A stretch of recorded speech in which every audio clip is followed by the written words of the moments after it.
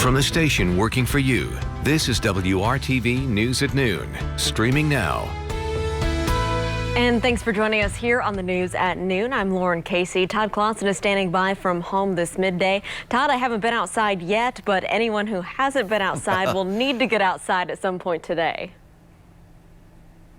Yeah, I encourage you, and you're going to be in for a treat, Lauren, when you do get outside. I've been sitting here and at home with the windows open with the nice warm temperatures we have out there and all that sunshine. It's a beautiful day in progress. Considering here it's October the 22nd, here's a live look outside, and you can see all the sunshine as you look from downtown to the north. And with this sunshine, temperatures have warmed very, very quickly. Now, we had a little bit of patchy dense fog this morning. That has burned off. And look at these temperatures. 75 right now in Bloomington, 74 at this noon hour in Indy, 76 in Lafayette and Muncie. Our normal high is in the low 60s, so we're already about 10 degrees above where we should be, and it's only the noon hour. And with lots of sunshine, we will continue to warm from this point forward throughout the remainder of the day. To the north, there's just a little more in the way of cloud cover, but overall, we're looking at partly cloudy skies. And what we have going on is we have a warm front that is to the north, and this warm front has made its way all the way into Michigan and now into portions of Wisconsin, and it's going to continue to push to the north, and that's going to allow us to stay in the warm sector of air. But there is a cold front back off to our west. That's a stationary front, but the cold front will eventually bring its way, make its way into our area tomorrow, bringing big changes. That's why you need to get out there and enjoy today. High temperatures close to 80 degrees with partly to mostly sunny skies. It's just absolutely terrific. Can't emphasize that enough. We'll talk more about those changes with the cold front that arrives tomorrow, Lauren, coming up in just a few minutes. All right, Tom, thank you. Well, police are still investigating a homicide that leaves Indianapolis on the brink of a grim record. Officers were called around 9:30 last night to Asbury Street near Bradbury Avenue. When they arrived, they found a man with gunshot wounds. He was pronounced dead at the scene. Investigators there tell us that they do have a suspect in custody, but so far they have not said what may have led to that shooting. As of this morning, there have been 197 criminal homicides here in the city of Indianapolis. 168 of those are listed as intentional homicides. Happening right now, U.S. Attorney General Bill Barr is speaking to reporters during his visit to Indianapolis. Barr is holding an event with U.S. Attorney Josh Minkler and IMPD Chief Randall Taylor on Operation Legend. That's the program where federal agents came to Indianapolis and other cities to help cut down on gun crime. The program's been controversial in some other cities as critics say agents have made suspicious arrests, but Barr is not answering questions about that from reporters during this visit. You can watch Bill Barr's visit live right now at WRTV.com. Well, Indiana has set another single-day record for COVID-19 cases, and the state has also reached a level of hospitalizations not seen in months. Here's the latest numbers from the state health department. A record 2,880 new cases were reported today, along with 42 additional COVID-related deaths. That pushes Indiana past 3,800 deaths since the pandemic began.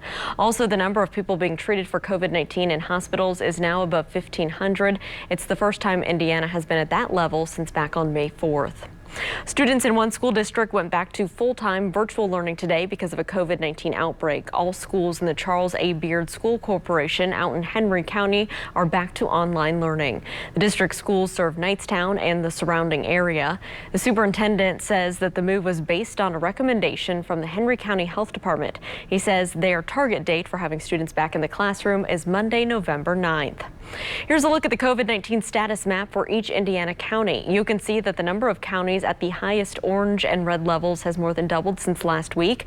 Those colors mean that there's a higher potential for community spread of the coronavirus in those particular counties. Here in central Indiana, most of the counties are in yellow or a moderate risk for community spread. The colors are based on the number of new cases and also the positive test rate in each county. For the first time since March, new unemployment claims nationally fell to below 800,000 for the week, but that remains an abnormally high level of Americans out of work 7 months into the pandemic. Here in Indiana, new unemployment claims were down slightly. The previous week's number was revised downward. It was still higher than any typical week before the pandemic. The past week, more than 15,000 Hoosiers applied for regular unemployment benefits for the first time. Another 12,000 applied for pandemic unemployment assistance. As we inch closer closer to Election Day, some voters right here in Marion County say they've been waiting more than a month to receive their absentee ballots in the mail. Linda Strager of Speedway reached out to WRTV Investigates for answers. She says she and her husband requested ballots the last week of September. Her husband received his ballot and voted by mail, but Linda has not received hers yet. WRTV Investigates checked with the Marion County Clerk's office, who told us that Linda's ballot was mailed on October 1st. We reached out to the U.S. Postal Service, who told us a Greater Indiana District is not aware of any widespread delays. I don't have a lot of faith in it. I mean, it doesn't. I mailed my sister a birthday card last Wednesday, and she got it on Friday. Now, she can get it in 2 days. Why can't I get this in 19, 20 days? Well, so what do you do if you haven't received your absentee ballot yet? Well, you can always vote early in person or on Election Day. The poll workers should give you an affidavit to sign. You can also send an ABS 5 form to the election board to have your ballot reissued. Now, it's important to know the deadline to apply for an absentee ballot is today. Also, when you're finished, you don't have to mail it back in. You can always drop it off in person at the county election board office or the election board service center. You can also drop it off at select early voting locations that open on Saturday. We have a list for you at WRTV.com/election2020. More coverage now of Democracy 2020. Vice President Mike Pence will be up in Fort Wayne this afternoon holding a campaign rally. With less than 2 weeks before the election, Pence's home state is the latest for him on the campaign trail. Governor Eric Holcomb says he'll likely attend this event and he will adhere to social distancing guidelines. Following the rally, Pence will travel to the Indianapolis area, and he and Second Lady Karen Pence are scheduled to cast their ballots by early voting tomorrow. And tonight, President Trump and Democratic candidate Joe Biden will meet for their final debate before the election. There have been some rule changes. Each nominee will now be muted while the other delivers his opening 2-minute answer to each question. That's meant to reduce the interruptions that we saw in the first debate. Tonight's event will be moderated by Kristen Welker of NBC at Belmont University in Nashville. Topics will include the pandemic, climate change, and national security. We will have live coverage of the debate tonight. It all begins right here at 8 o'clock on WRTV. A reminder, WRTV.com/election2020 has everything you need to know leading up to the election. Well, it's controversial to some, but it is still moving forward. Next, a Hoosier judge takes her next steps towards the highest court in the land. And one of her biggest role models, on which she technically didn't appear on camera, she went on to become one of the best-known dancers of the golden age of movie musicals. We'll take a look back at her life coming up next. Todd. And Lauren, it's a beautiful day in progress here across central Indiana with mild temperatures and lots of sunshine. However, you can see the colder air is not too far to our north or to our west, and that will be making a return to our area. We'll have the timeline for you coming up when the news at noon continues right here on WRTV.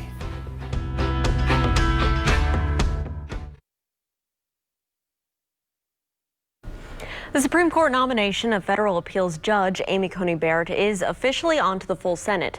The Senate Judiciary Committee advanced the nomination of the Notre Dame law professor this morning. Republicans powered past the Democratic boycott of the session to keep the confirmation of President Donald Trump's pick back on track before Election Day. The Democratic senators refused to show up in a protest of the rush to install President Trump's nominee to replace late Justice Ruth Bader Ginsburg. A final vote in the Senate is expected this coming Monday. I won't dance. Don't ask me. I won't dance. Don't ask me. I won't dance, monsieur, with you. My heart won't let Marge Champion and her husband Gower were music stars of TV and the movies back in the 1940s and 50s. Marge Champion's greatest claim to fame was one that she didn't initially get credit for. Before she ever appeared on screen herself, a teenaged Marge was the model Walt Disney used for Snow White in the original Snow White and the Seven Dwarfs. She later modeled for other Disney movie characters like the Blue Fairy and Pinocchio, and for the ballerina hippos in Fantasia before becoming a star in her own right. Marge Champion died Wednesday at her son's home out in Los Angeles, where she'd been living during the pandemic. She was 101 years old. Well, if your homeowners association says you can't have a Donald Trump or a Joe Biden sign on display, the law is actually not on their side. Next, we'll show you how one Hoosier discovered his own rights when his neighborhood tried to tell him to keep his politics off his lawn. Let's take a live look outside. A beautiful Thursday. You need to get outside today. Todd Claassen will tell us how long the warmer weather will be sticking around. That's coming up in your Storm Team forecast right here on WRTV.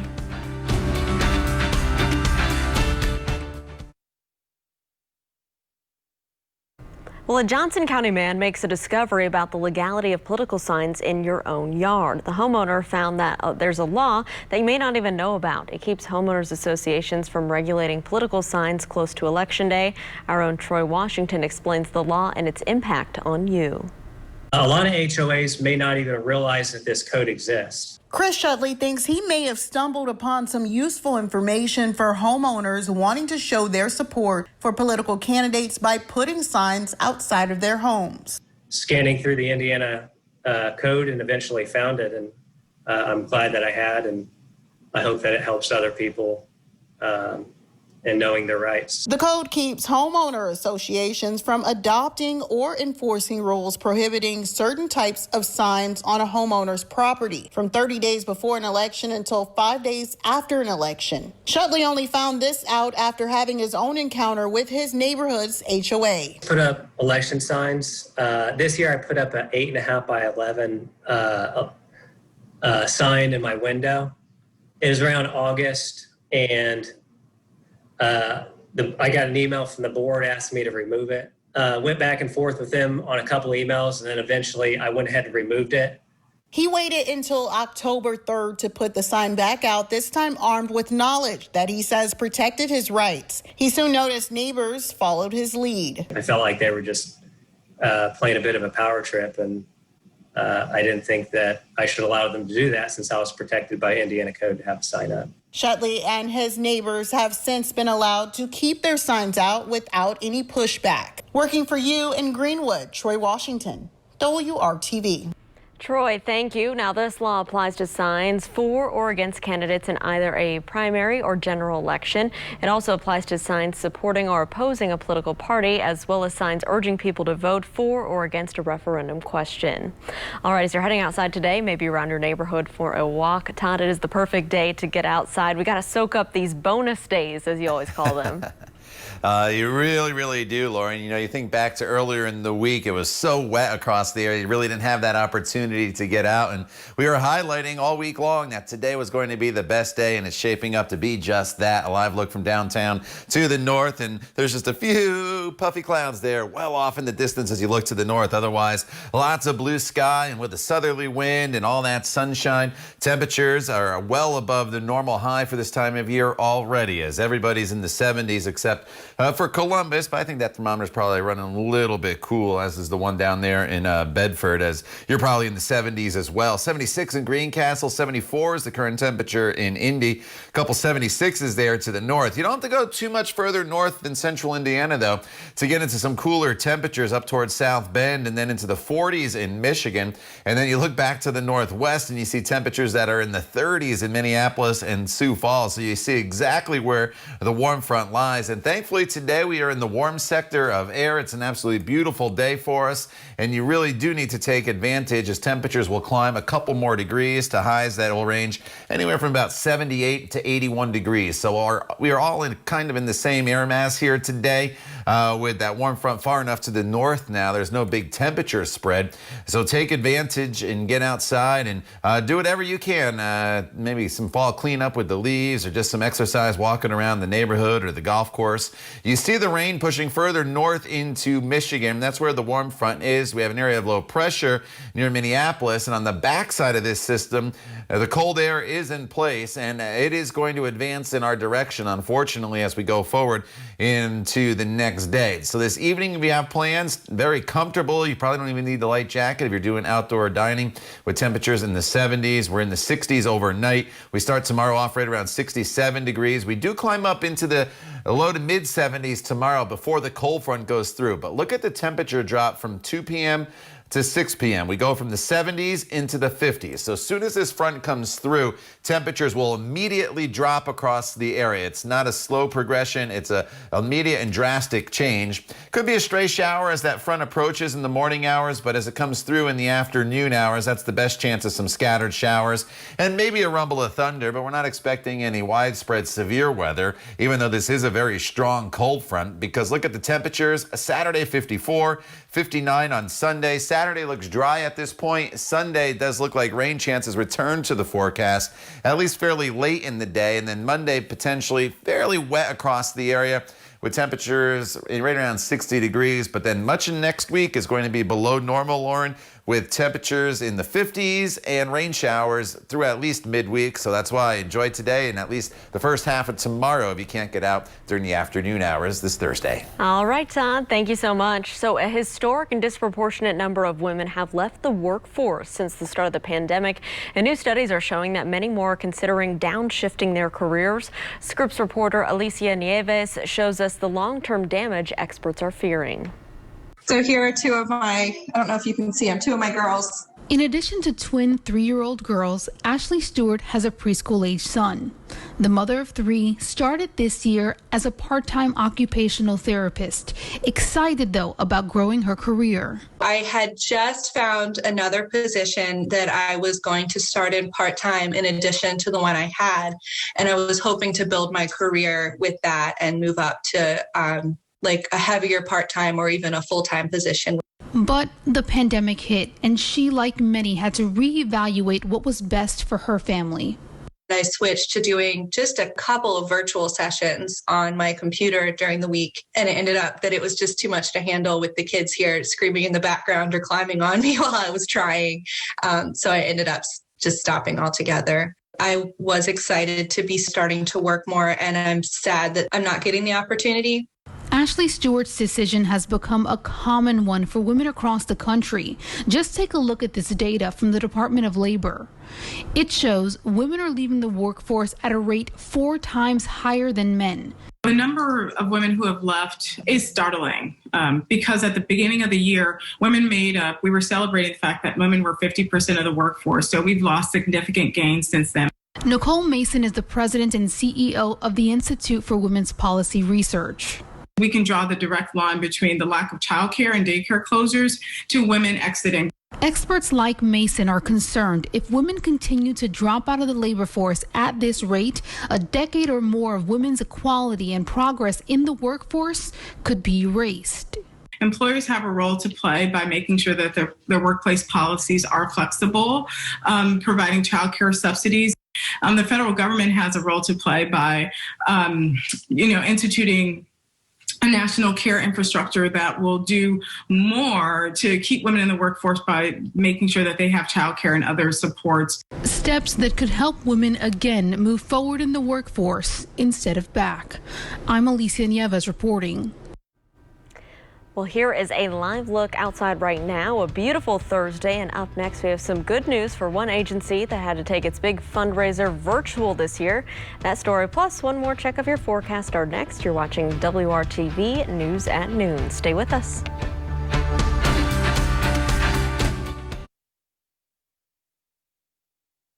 Well, it looked a lot different because of the pandemic, but this year's Mutt Strut still happened, and despite some new obstacles, the fundraiser for Indy Humane still hit its goal. Indy Humane made Mutt Strut a virtual event last month after canceling the original fundraiser that was scheduled for the Indianapolis Motor Speedway. They say more than 1,000 people took part in this, and they raised more than $245,000 for the shelter. Indy Humane says it's the highest gross revenue for the Mutt Strut since 2012. That is awesome. And Todd, anyone with a dog today should get outside right now or anytime this afternoon because it's beautiful out there. Your pup and yourself will be very happy if you do so here this afternoon. It is beautiful with the sunshine. Temperatures in the mid-70s right now. We're going close to 80 here this afternoon. It's the best weather day of the week. Tomorrow we get into the mid-70s early in the afternoon, and then the cold front comes through with a round of showers and maybe a few thunderstorms Friday afternoon. As soon as that front comes through, temperatures quickly drop tomorrow evening. We'll be into the 50s Friday evening, then 40s Saturday morning, and then the weekend, as you see, is cooler with temperatures in the mid to upper 50s. Saturday's dry, Lauren. Some rain showers return late in the day on Sunday. Todd, thank you, and thank you for joining us and making WRTV your choice for news. Come back here for the news at 5. Have a great Thursday.